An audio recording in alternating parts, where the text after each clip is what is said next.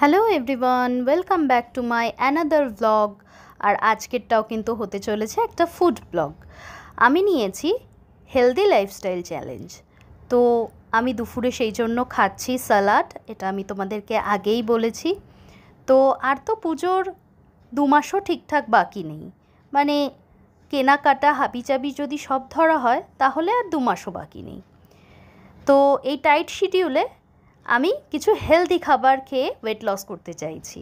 তো সেই জন্য আমি যা খাচ্ছি বা যে স্যালাডগুলো খাচ্ছি সেগুলোই তোমাদের সাথে শেয়ার করছি।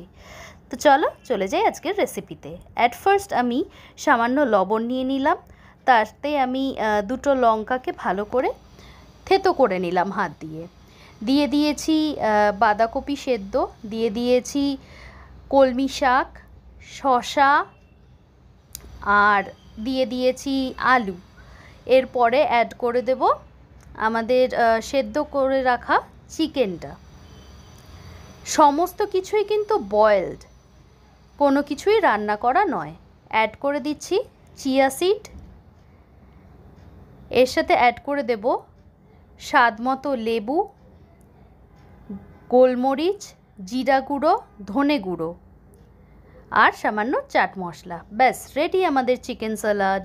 তোমরাও কিন্তু অবশ্যই ট্রাই করো।